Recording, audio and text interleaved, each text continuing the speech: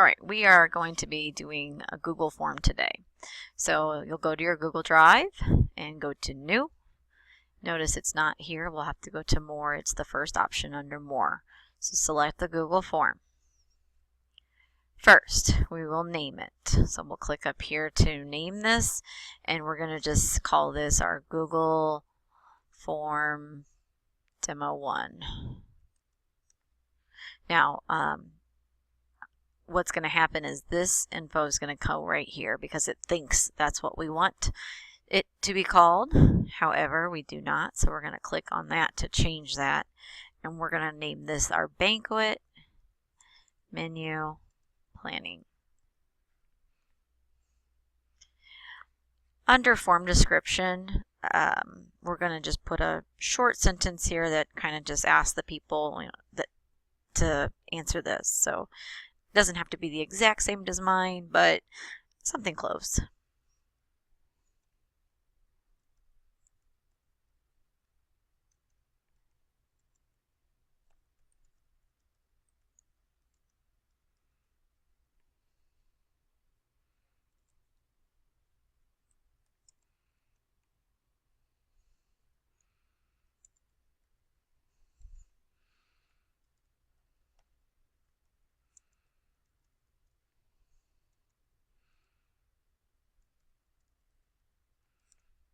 Okay, now we're ready to start entering our questions. To create a question, it's ready and waiting for us, and it's waiting to know what is our question going to be. So we're going to click on that, and we're going to type in the number 1, and we're going to say select a main dish. And now we're going to come down to our options and give them options. So chicken and rice here is going to be our first one. A little trick, instead of using your mouse to click down to the second field, we're just going to press the enter key. So by pressing the enter key, it's going to give you the next one. Good afternoon, students. We got lasagna, baked ham, pork tenderloin,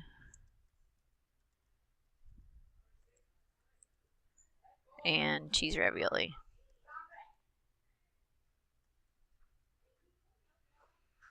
Okay, so this question, what we can say is we can make it a required question so that forces them to answer it.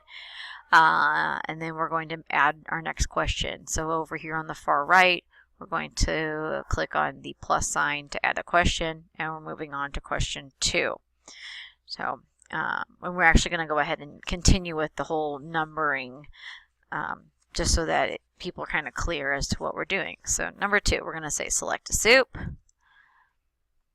And then we're going to go down here, and we've got some soups here.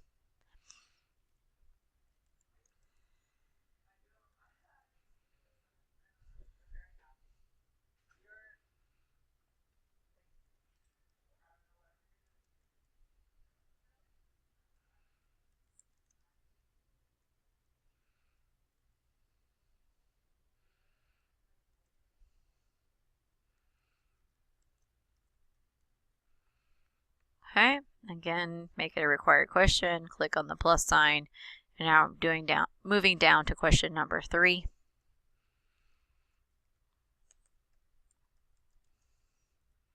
Getting to be very repetitive, just putting in some different words.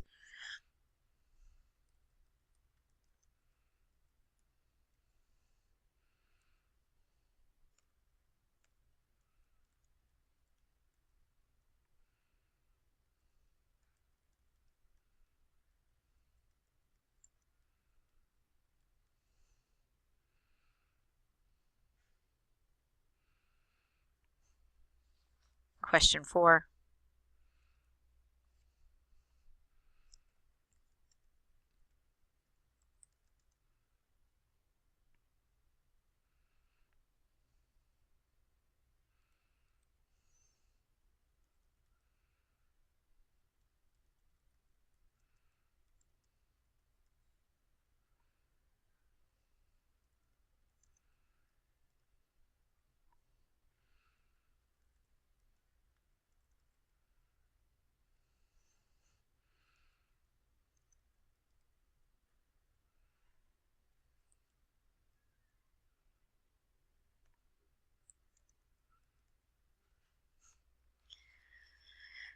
Question 5. Tyler.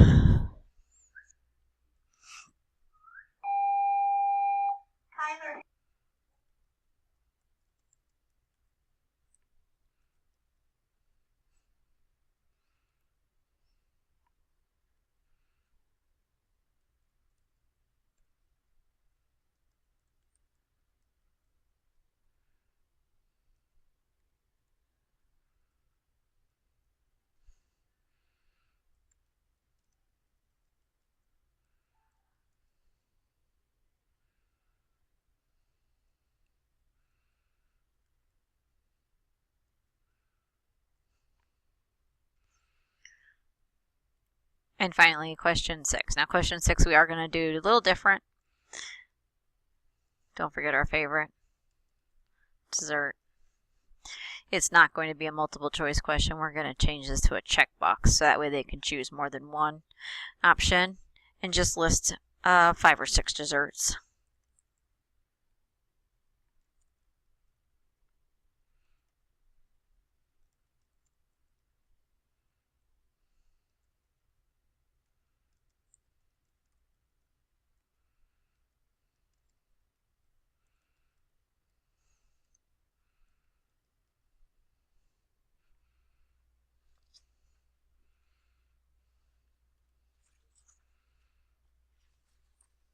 Okay, so that's our final question, 6 questions. We should just kind of go over and make sure nothing has been misspelled. Usually when you misspell something, for example, I'm going to purposely come back down here and put a misspelling in. As long as you press the space bar, you get the red squiggly line. Now, if you're still kind of like in edit mode, it kind of thinks, well, you're still spelling it. So you do have to press the space bar in order to actually know that it was misspelled. Okay. Now let's go up here on our top right. We're going to go to our color palette. Pick a color. Let's stay away from images right now, but just pick a color, something different. Now we're going to go to the eyeball to preview the form. What happens, it opens up in a new tab. This is what our audience will see when they go to take our questionnaire. Close that tab. And now we're going to go to the send option. In the email, you're going to have to send this to me. That's part of what you're being graded on. So, especially if you were absent. So type in my name. You could just put KREA and then I'll pop up. And also you're going to go ahead and put in your own personal, not personal, but you're going to put in your school email. So, you know, whatever your email is so that you get it sent to yourself. And so now that, you know, oh, I'm sorry, we're not done. My bad. Subject. The subject is going to ask the people to, you know, take the survey. So we're going to say your response is needed. That way it's kind of clear to them what's going on. And then on your message, something, you know, along these lines. Again, it doesn't have to be the same as mine, but something along and very similar.